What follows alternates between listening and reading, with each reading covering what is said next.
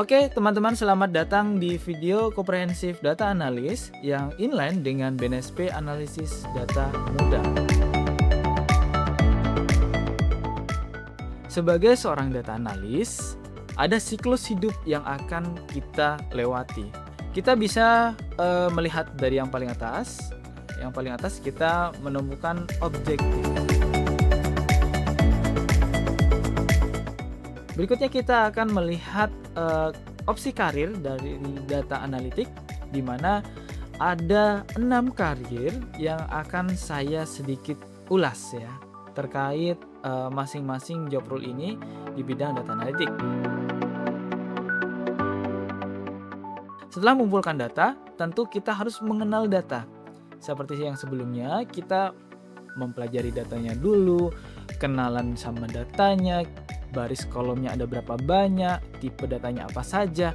Di situ kita menelaah data.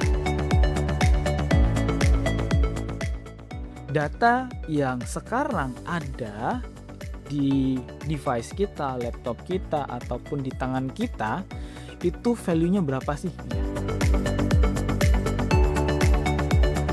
Komparasi ini membandingkan antara nilai ini dengan nilai ini, dibandingkan sehingga mendapatkan suatu ya, ada yang nilai up dan nilai down di dalam plotnya itu sendiri.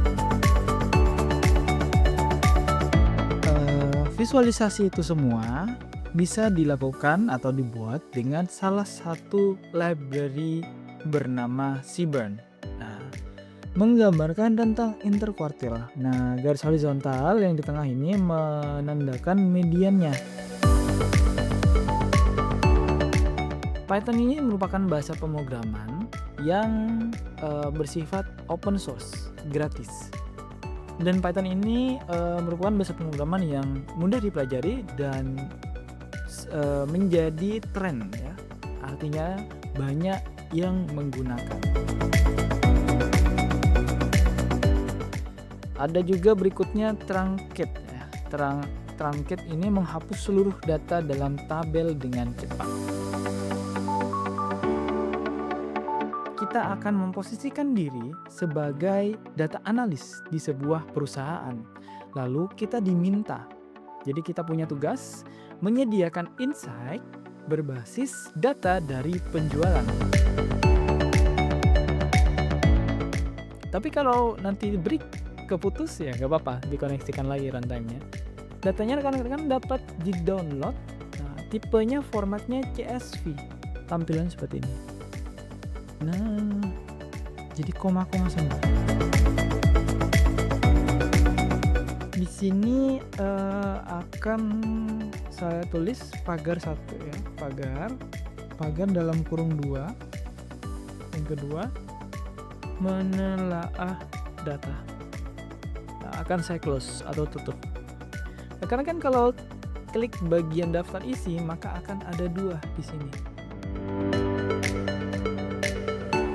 Untuk ID-nya berarti nggak dimasukin. Nah, kalau kita lihat kolom-kolomnya, transaction ID, product ID, region ID.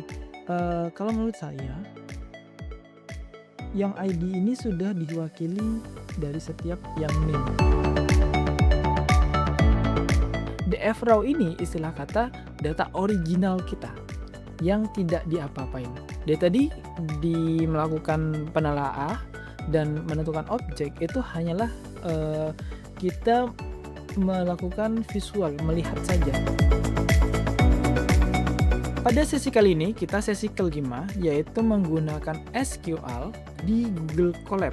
Nah, ini agak menarik, SQL. Kita melihat data sebagai apa sih sebenarnya? Apakah ini hanya sebagai tumpukan chart atau hanya sebaran atau hanya baris dari SQL saja? Nah, kita harus bisa melakukan pentransformasian mulai dari data diubah jadi informasi, dan informasi itu bisa diserap dengan mudah tentunya. Mungkin itu saja rekan-rekan yang dapat saya sampaikan ya. Semoga materi yang kita tempuh dari capaian pertama hingga capaian ke-6 dapat ya, bermanfaat, dan semangat bagi rekan-rekan yang akan mengikuti BNSP Semoga dilancarkan segala ujiannya dan praktiknya. Ya. Saya Ahmad Nur Akil Wahid, pamit undur diri. Terima kasih. Wassalamualaikum warahmatullahi wabarakatuh.